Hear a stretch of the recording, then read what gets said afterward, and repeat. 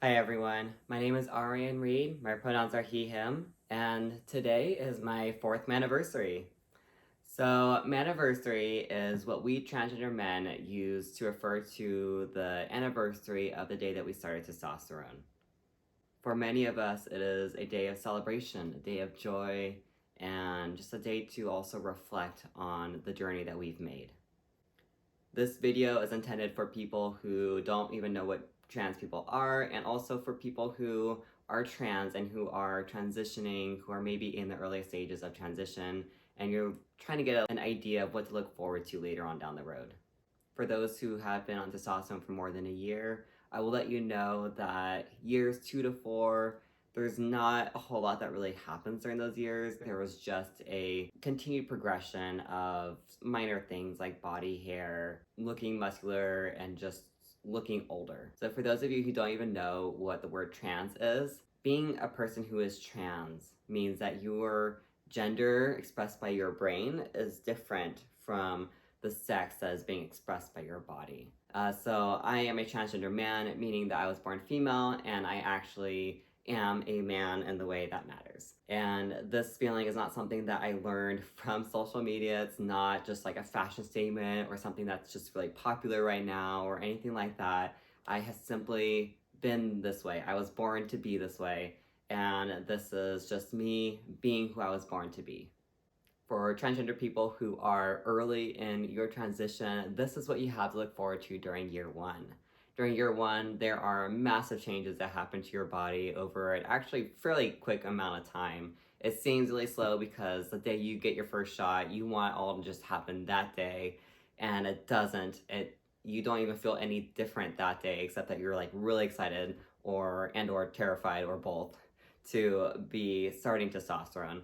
But you do gradually start to feel some changes and also start to be able to see those changes being reflected in your face, your voice, your body, even your smell. So something you're going to be really excited about and get to see a lot of during your first year is that shifting of body fat. So you're going to see changes in your face. You're going to see more body fat around the bottom of your face rather than up in the middle. You're going to also see more belly fat on your belly and less fat on your legs and your hips, and also into a little bit of like my upper chest. Basically, like there's a shifting of body fat from like lower chest to upper chest, and there's also a shifting of fat into my arms because my arms just became rounder. There's also a lot of hair changes. You may or may not see any hair on your face. I started to see a little hair under here, a little hair under here, very wimpy sort of mustache. Basically, same type of mustache that most women actually have, but have to shave off. And then I also saw some sideburns come in. And that's basically been all I've had ever since, because not really much else has come in. You will also notice more hair on your chest. I also received a large amount of leg hair and just a lot more hair on my butt. Changes also include bottom growth. What we mean by that is we're not actually referring to our bottom. When we say bottom surgery or bottom growth, we're referring to things that happen below the belt. Typically, we're actually referring to the front. So yes, there is changes down there. I can't really talk about them on YouTube because there might be kids watching this, so I cannot go into detail except to say that I had no idea what that meant, and unfortunately my doctor wouldn't tell me what that meant, so I had no clue what was going to happen, and unfortunately that's just how it is for many of us. And what I did was I tried Googling it, and of course I didn't really find anything relevant on Google. I ended up having to go to a porn website and look up pornography involving transgender people, and found some videos by a couple of different transgender men. I ended up looking at nothing like either of them, so it did not help me actually. Another thing that you will experience is sex drive. You're going to have an insane sex drive, still a fairly active one during the second year, and then after that you turn kind of back into a normal person. Something else you will experience is your voice vanishing, breaking, and deepening. Not necessarily in that order. Hi everyone, my name is Arian. This is my first week on T. I also found it very terrifying because I was a singer and I had to completely relearn how to sing. It all kind of combined to be kind of a pretty emotional thing for me. I don't just sing, I also do metal, so I do like a lot of metal screaming.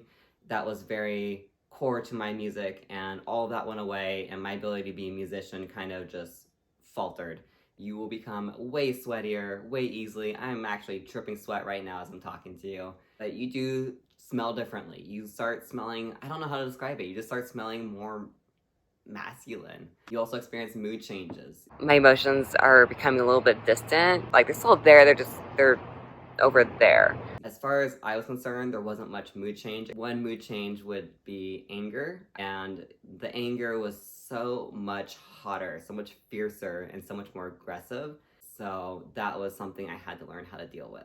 No matter who you are, everyone gets acne. Something else I did not expect to have happen to me was my ADHD getting worse. I did not know I had ADHD, and it's a little bit more difficult to control. It's more noticeable, but I've also come out with my own personal system of addressing it, especially since I don't always have health insurance, and so I don't always have a way of being able to treat it. Something else that happened to me that I was not warned about was tingling in the arms and in the hands. Waking up in the middle of the night because my entire arms are asleep and just numb and tingly, and just according to research, your body is changing so fast that it's pulling on nerves that run through the shoulder and the arm, and it's basically stretching them. And for some people, their body changes so fast that it causes nerve damage. So if you experience that, that's what's happening. Maybe back off on your testosterone a little bit, because you might be changing too fast and your nerves can't keep up. I don't know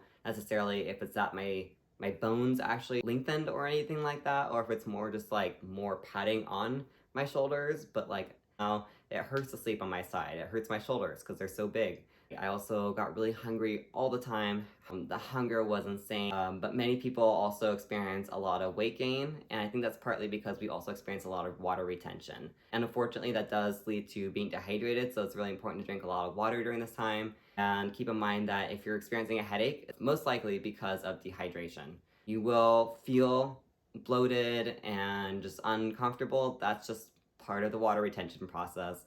It mellows out over time. Things that you have to deal with within your life while transitioning will include coming out to your family, friends, coworkers, and making sure that when you come out to them that you tell them your name and your pronouns. Something else you might be dealing with during this time is keeping your job, being denied promotions or transfer requests. Something else I have to deal with is people treating me differently on a daily basis. People also intentionally disrespecting me, calling me by the wrong name, by the wrong pronouns. People asking me questions about my transition, or about my sexual orientation, or about my body, or about what surgeries I may or may not have had or be planning to have. I might be willing to talk about that stuff with like my gay best friend, who is like totally cool with me, but not necessarily with like someone who grew up with my husband and who I personally barely know. Also, people just making assumptions. For instance, people who do know about trans people but only know about like stereotypes might assume that like my relationship ended. I had people who would text me out of nowhere and just be like, "So when did you get divorced?" And I'm like, "Why do you think I'm divorced?" There's also other gay or trans people making assumptions or saying insensitive things or getting intrusive or doing all those things that other ignorant people do. Those people don't know hardly anything about trans people, even many gay people. Something else I deal with is a lot of people confusing gender identity with sexual orientation, assuming that they are the same thing. And so there's just a lot of things that other people don't know that I don't realize that they don't know. Something else you may have to deal with or potentially deal with is losing your home because you came out and now your roommate doesn't want to live with you, or your partner is not dealing with it well and doesn't want to live with you, or they are just being aggressive and so you can't live with them. Also losing your job, and then of course also losing your home. Also homeless shelters turning you away, losing access to healthcare because you can no longer afford health insurance, or you can't even start your transition because you can't afford the health insurance, or maybe you can't afford health insurance but you can't also afford testosterone, which is a lifelong commitment. You don't just like take it for a little while and then you're done. You have to take it for your entire life. Otherwise, the minute you stop, everything starts changing back. You get depressed. It's not fun.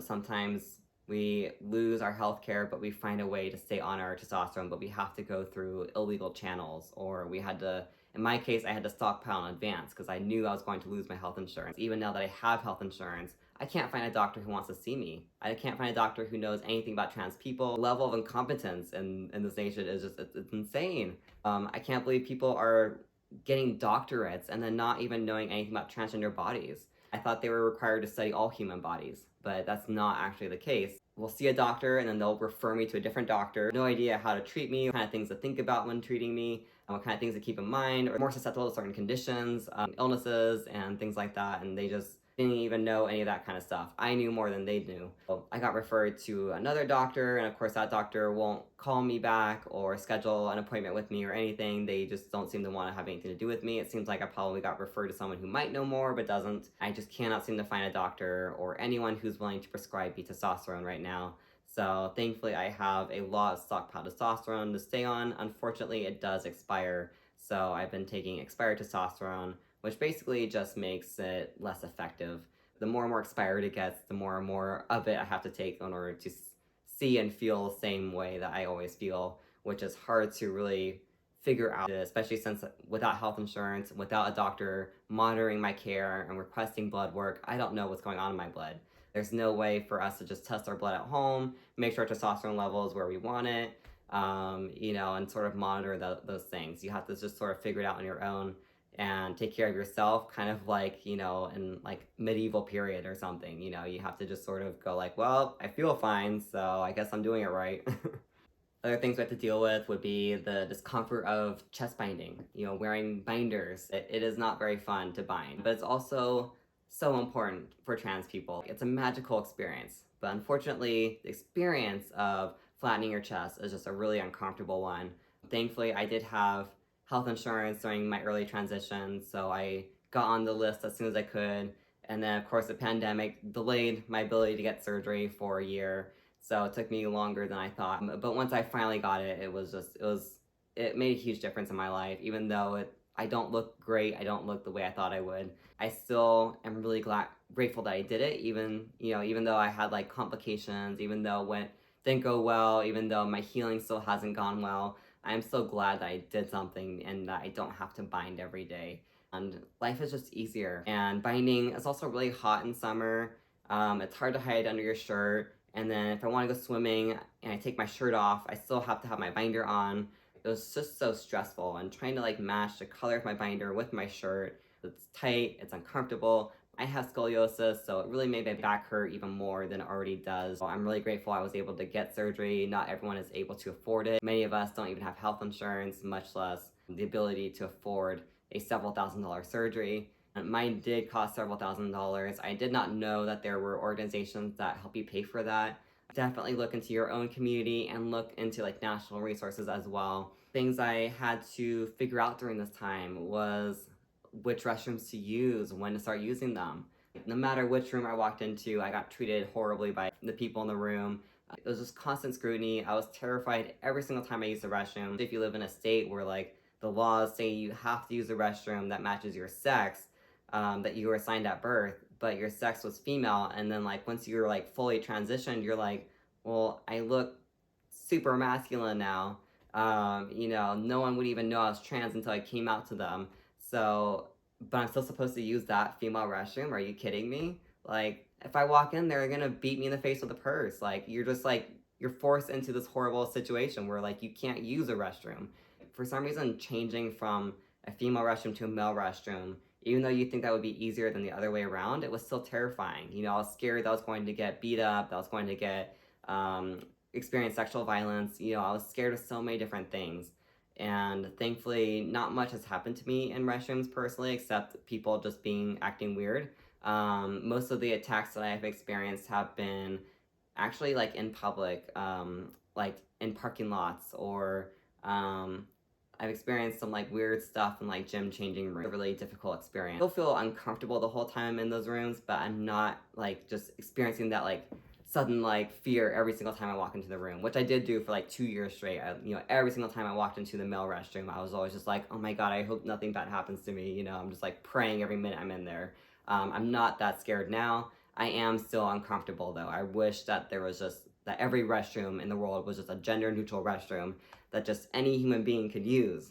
Something else I've had to deal with as a trans man during this time has been a lot of people trying to tell me who to be or how to be it, especially when it comes to being a man. Everyone wants to tell me how to be a man, or especially telling me that I need to be masculine and this is what I need to do. I need to walk like this, or have certain posture, act more masculine, or I need to get into sports, or I need to be working out. And there's so many people out there with these stereotypes in mind of this is what it means to be a man, and if you don't do all these things and check back all these boxes, then you're not a real man. Except that no one really says that to other men, the cisgender men. They only say it to us trans men. For some reason, we are held to a higher masculine standard than all other men. And it took me a long time to realize that I don't have to give in to that, and just because every other guy in the gym is wearing a certain type of shorts doesn't mean I have to also wear those type of shorts. I don't have to do what other men are doing unless I actually want to. It took me a long time to figure that out, and I kept freaking out every time I liked something that was pink or something that had frilly stuff on it, questioning myself all the time, feeling insecure about the fact that I was not a masculine man. It's just that I think a lot of people are just so used to controlling themselves and staying in this box. One of the blessings of being transgender is that I got to develop a love for my femininity and really explore that before embracing my masculinity. Is not a threat to what I am. It took me a really long time to see that. It is weird to get used to gender roles. I get a lot of expectations that because I'm a man, I now need to help someone carry something heavy up the stairs, but I actually have scoliosis, and so even though I work out a lot, mainly to help with my scoliosis, I'm not actually capable of many strength-involved things. And when you transition, you're going to see a lot of people just making these kinds of basic assumptions about you on the basis of your appearance. You're going to get a lot of people who get mad at you for reminding them of your correct name and pronouns. You're going to get people insisting that those are not your correct name or pronouns, that they somehow know what your correct name and pronouns are, making the decision about what you're going to be called or who you are for you, and trying to tell you who you are. I think a lot of people had that experience themselves. They grew up with other guys telling them, this is what you need to do to be a man, you have to do this, and you have to be like that. And I think they just got so used to it that now they just put that on other people because that was put onto them. A lot of people who have really strong opinions about things that they actually don't know hardly anything about. You get a lot of people who are going to push you in ways and test you in ways because just them processing the fact that you're different from them. And even people who are trying to be accepting of you are going to say a lot of things that are hurtful, that are based on stereotypes and incorrect notions and perspectives that they were trained to have. And it's hard to untrain those things out of people. Even people who wanted to learn, sometimes it was still difficult because they were still really resistant to actually making substantive change. I think a lot of those guys were just trained to not question things and to not improve, and that they were just perfect, that they don't have to change for anyone. Women need to be bending over backwards for them, but that they can just not accommodate anyone. They can just be honestly mean to people, and that's just how they are, and everyone should just accept that about them, and they're just being their true selves. And I don't accept that. I think that that's not part of who you are. That is an attitude that you were choosing to have. It's hard because they don't want to learn. One more thing we have to deal with in general is just the nuances of figuring out how to transition and how to find support without overwhelming the people that we're seeking support from. You want to talk about things with people, a lot of emotions that you're going through. There's a lot that you're going through in your family life, your work life. Don't want to overwhelm one person, just have one friend you talk to and you just put everything onto them. You need to be spreading yourself out and having multiple friends. And if you don't have that, I recommend going to support groups. There are online support groups, there are in-person support groups. Almost every city has a support group. So if you're in a country and there's nothing for you, go to the nearest city. There's probably something there. It's important to get out and just get that support, to learn, and to just make sure that you're constantly doing what feels right to you, okay? Just don't do anything that feels wrong, that feels unnatural. Just stick to what you think you need to do, to what feels right to you. Let intuition guide you. That is the best advice I think I can give. That has been my journey. That's what I've learned. I hope you find something about this helpful to you. Let's support each other in the comments. If you have any questions, please feel free to ask me those down below. Thank you for watching. Of course, subscribe, all that cool stuff. Show me some love. Thank you everyone for being here. Bye.